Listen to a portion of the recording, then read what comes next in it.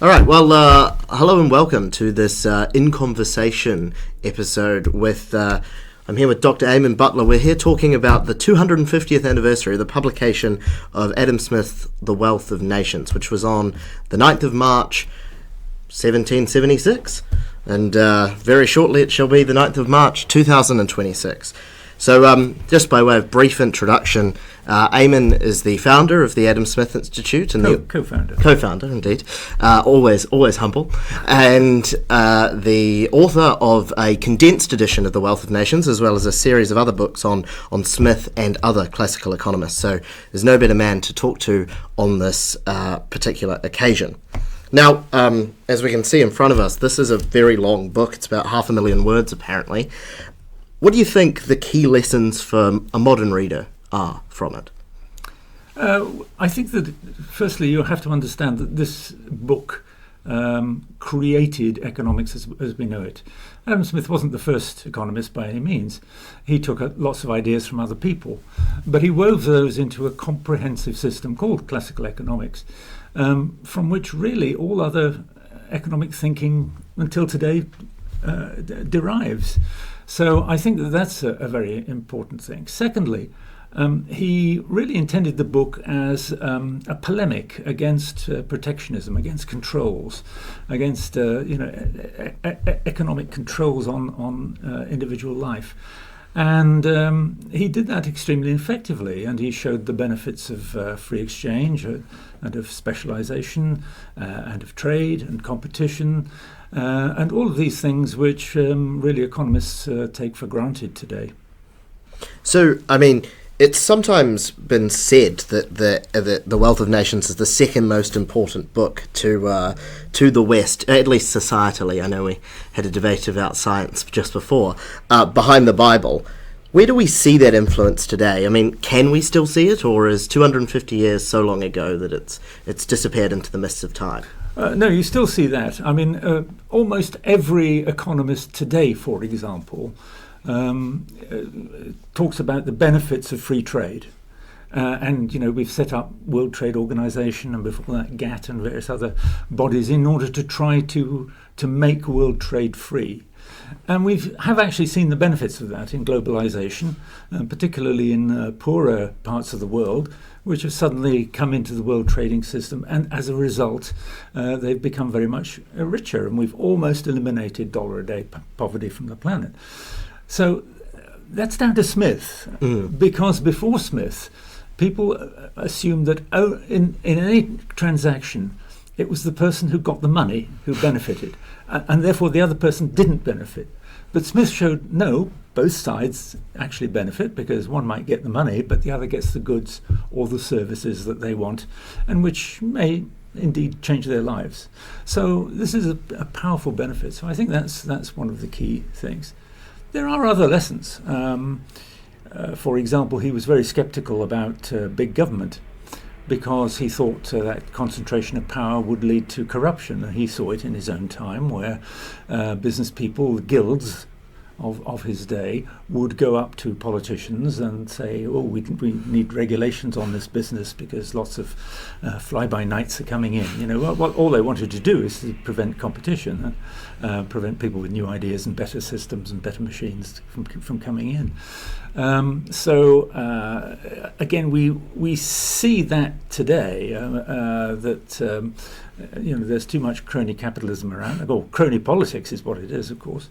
And Smith warns us against that, and he warns us against the larger the government is, the more that sort of corruption is going to occur. The more power you give to officials, the more power they're going to abuse. The more you allow them to borrow, the deeper into debt they're going to go. And that's not going to do anybody any good, because they're going to do all sorts of things with the capital that ordinary people would have invested much better for themselves. So there are many, many lessons from this book. And, I mean, it's interesting, Smith was writing in a time sort of before, he invented the concept of economic liberty as an important political desideratum. Do you think he would be surprised at how successful his ideas have been, or would he be disappointed at how much further we have to go? Well, I think he'd be astonished in one sense that we have, he talked about the division of labour, as he called it. We'd call it specialisation today. And you see that all over the world economy today. Different nations specialise in different things, and different businesses specialise in different things. And I think that has gone further than he could, of course, possibly imagine back in 1776. So that's a positive thing. We don't have as much protectionism as they had in 1776. He would actually see that as a positive as well. Even though there are protectionist tendencies all over the world, it's a lot less than it used to be, because we now understand that wealth isn't just about getting money off your neighbours. It's about your productive capability. How much can you produce? And Smith almost really coins the idea of gross domestic product as the measure of national wealth. Where I think he would be disappointed is the growth of government. That he would see government at the scale it is today as an incredible tyranny. In fact, government in his day was much smaller, and he thought that it should be really restricted to defence, justice, and the provision of some public goods, but public goods which were really there to promote the private economy and make trade and commerce easier. Lighthouses and the like. Yes, roads, bridges, harbours, lighthouses, and education. So he was not laissez-faire. He didn't believe there was no role for the government at all. These are quite major roles for the government, but you can do that with a much smaller government than most countries have got today. And my favourite Smith quote is unfortunately not from The Wealth of Nations, but that all a nation needs to do to rise from the lowest degree of barbarism to the highest degree of opulence is have peace, easy taxes, and a tolerable administration of justice. Yes, and I don't think we've got any of those going for us at the moment. So I think we've learned a lot. We've learned a lot about how markets work, thanks to Smith. How markets work and how prosperity is generated, and we've learnt that the market process benefits the poorest more than anybody. So we've learnt all of that stuff, but the fundamentals, peace, low taxes, and a tolerable administration of justice, yes, I don't think we've got any of those at all. Well, there's still much progress to be made, and I guess on the topic of progress, Westminster, but also the stock exchanges of the world are absolutely dominated by conversations about AI, and in particular, what is that going to do to employment? And of course, Smith wrote at the crest just before we saw the sort of great change of the Industrial Revolution. But in some senses that sort of proved him right, that specialisation was a crucial enabler of economic growth. What do you think he would have to say about AI? Well, firstly, I would say it's very difficult to put 21st century ideas into an 18th century person's mouth. And, I don't know what Adam Smith would think about airport provision or many other things like that, or car parking spaces. So you've got to have that in mind. I think that Smith, of course, wrote about specialisation, and he realised, one of the things he realised, which was something taken up by Marx actually, was that people doing a repetitive job are going to be alienated, as Marx called it, and therefore they need education and so on, and diversion. And this is something that's extremely important in Adam Smith, that he was looking at the human end of production. He said that the sole end of production is consumption. In other words, it's all about human desires and wants and what we want. That's why we produce things. And he realized that the technology changed. It was indeed changing in his day. And he realized that would cause problems like the alienation thing, and it would cause problems like disruption, that people would lose their job and they'd have to find new jobs and things like that. And I think that the AI revolution, if that's what it's going to be, is very much the same. So I think that he would look on it as a series of challenges that, okay, well, how do you absorb that new technology in a way that doesn't leave people worse off, that does make sure there are opportunities for ordinary working people, particularly the poorest working people, and how do you generally manage it like that? So I don't know. Otherwise, I don't know what he'd say about AI. Well, I mean, I guess on the topic of Smith as the humanitarian, I mean, you mentioned he was really interested. People talk about economics as the dismal science, and of course, we both know the reason it was dismal was because it was opposed to slavery, which is hardly dismal, I think. But people talk about it as a sort of growth obsessed with figures, and sometimes people draw that back to Smith, and they say this is the root of economics, is sort of obsession with numbers at the expense of mankind. But that's not a fair reading of Smith, right? No, that's complete rot. You've only got to read Smith at all to realise that what's actually motivating him is what in his time would be called the working poor, who weren't getting a look in, right? Because big businesses were sidling up to governments and getting regulations in their favour, that everything was designed for the wealthy, nothing much was designed for the poor. And he wants to liberate them. He thinks that everybody has a role in the market economy, and that regulations and laws and taxes stop them doing that. So he thought that would help to liberate them. So no, he was. I mean, he wasn't a socialist. He believed that market economy was the best way to enrich people. But at the same time, he definitely wasn't a sort of laissez-faire, capitalism red in tooth and claw kind of person. He regarded the market economy as something which was there to serve human beings, all human beings, and not just a rich few or not just some business people. And I guess the implementation of that argument was a few years later, about 50 years after he wrote this, by Pitt and the repeal of the Corn Laws. And you sort of and you can actually see in those speeches that Pitt made, that there's direct reference to Smith in this sort of humanitarian capitalism is a sort of core. It's a uniquely Smithian export. Yes, he did advise the government, advise William Pitt and so on.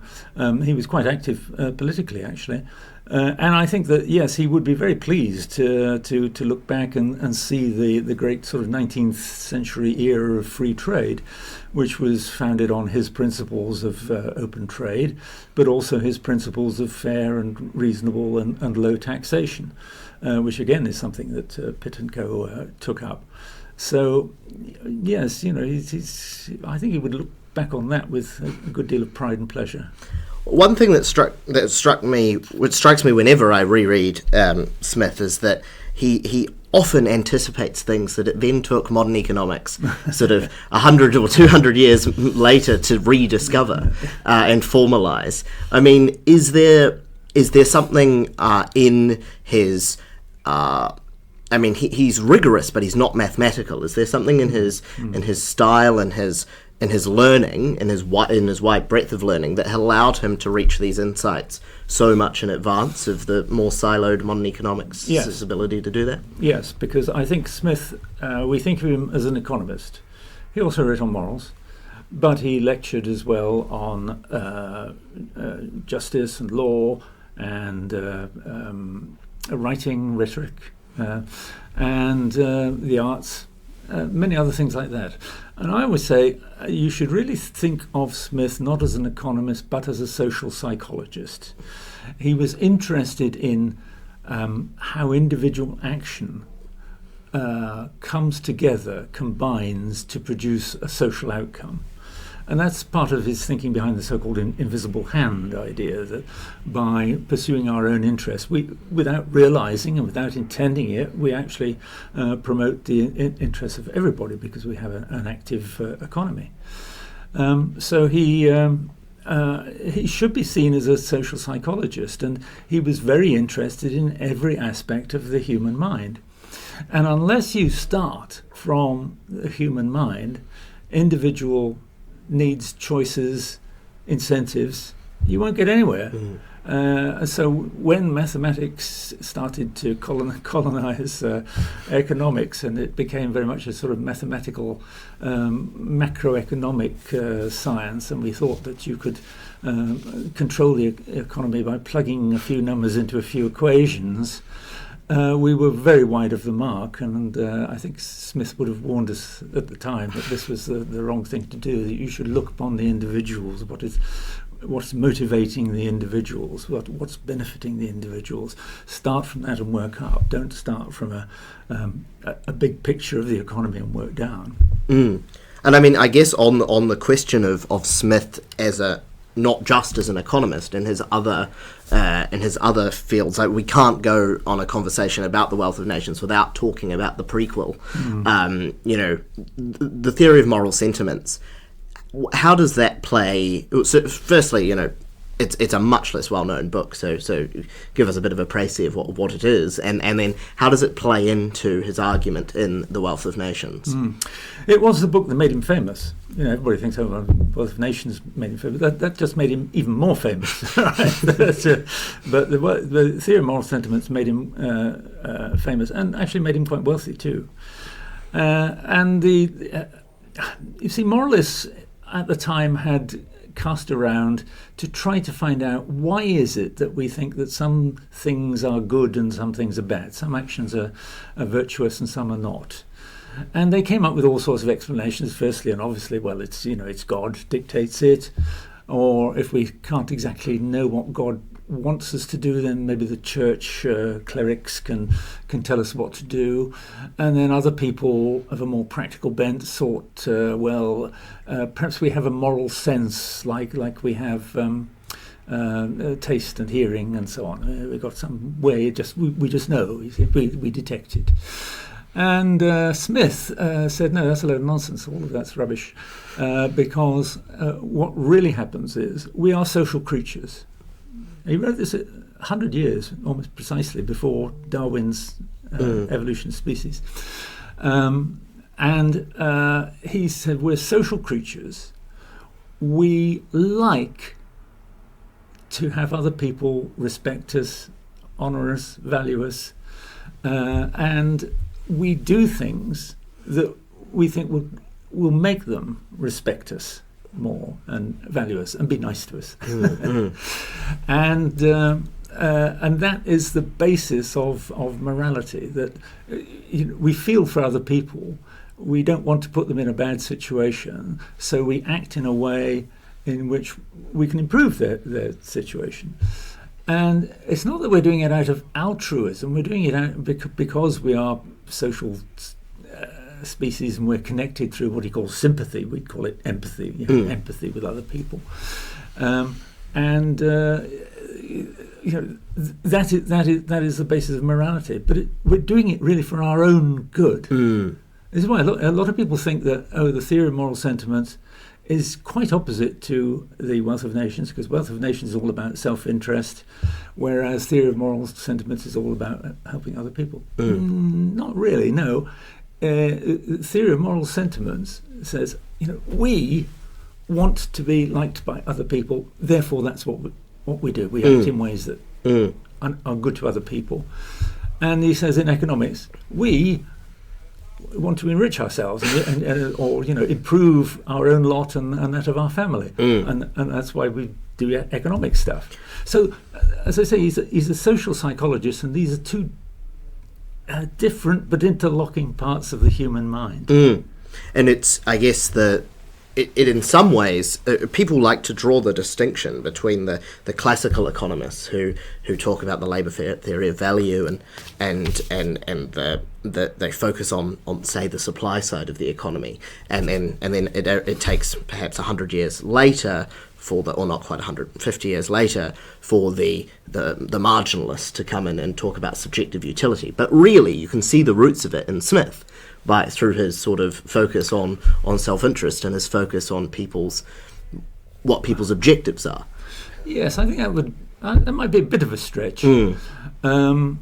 I certainly think people have criticised Smith as supporting the labour theory of value, the idea that something is worth the amount of effort and labour that's put into creating it.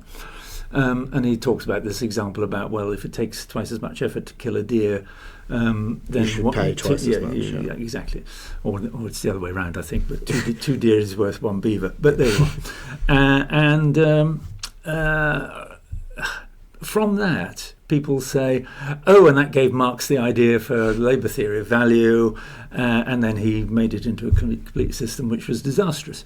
Well, I don't think you can really blame Smith for that, because, firstly, Smith then, in that example, was talking of a primitive world in which there was no capital. So that's one thing. But secondly, you can see in The Wealth of Nations, he's struggling with this. I mean, everybody believed in the labour theory of value in 1776, right? No, nearly everybody. And you can see him struggling that, well, this doesn't actually fit the observed facts, that, why are diamonds expensive and water's cheap? And it would be 1871 before Jevons and Menger came and solved that problem. But you can't blame him for a labour theory of value that he knew was problematic. And of course, Ricardo, his follower, tried to amend the theory by putting in capital and things like that. And none of it worked, and eventually you just got a more and more complicated model until 1871 and the marginal revolution. Yes, absolutely. I mean, I guess on the topic of the milieu of intellectuals, I mean, 1776 really was one of the seminal years in the history, in particular of the English-speaking peoples. You have the American Revolution, you have Watts sells his first steam engine, or his first couple of steam engines, you have the Wealth of Nations, and you have Gibbon's Decline and Fall. I mean, is that a coincidence, or was there something in the air? It was all part of, particularly in Scotland, you had an intellectual revolution for various reasons, but I mean, the trade and commerce and so on were opening up. People were getting new ideas from other places. You'd had the Renaissance, obviously, a long time before, but you'd also got, in Smith's time, you'd got the unification of the crowns of Scotland and England, so more people were going back and forth to Scotland or from Scotland down to England. I guess, I mean, through our conversation, it's very obvious what value Smith still has and what influence he had. But I guess one obvious question to ask in this context is, why of all of the great liberal thinkers did you choose to name the Adam Smith Institute after him? Well, the myth is because it began with an A, so we were always at the top of every list. But I think we named it Adam Smith Institute because we believed in trade, competition, smaller government, lower taxes, all of these things that Smith also believed in. And I think that people knew who Smith was. We actually started with a different name, but we changed it because nobody really quite understood what we were about. So I think that was the main reason. Right, well, thank you very much, Dr. Butler. That has been a wonderful conversation. I mean, at the Institute, we have a lot going on to celebrate this anniversary, including, I believe, we're publishing another work by you on Smith. So what's that? Well, this is The Wealth of Nations, the graphic novel. It puts the whole of the Wealth of Nations into cartoon form, very much more briefly than Adam Smith wrote it, by the way. So I boiled it down to 90 pages of cartoons, and I hope that it's entertaining as well as informative. Well, that I'm sure I'm looking forward to reading it, and I'm sure many of our viewers will be too. On the day itself, we have a lecture from Rory Sutherland, who is almost as sort of brilliant a thinker, and he will be speaking at the National Liberal Club. I think his tickets may already be sold out, sadly, but watch this YouTube channel for a recording, and throughout the year we'll be doing more things. This is the 250th anniversary of one of the greatest years in human history, so we'll be marking it in style. Thank you very much. You're welcome.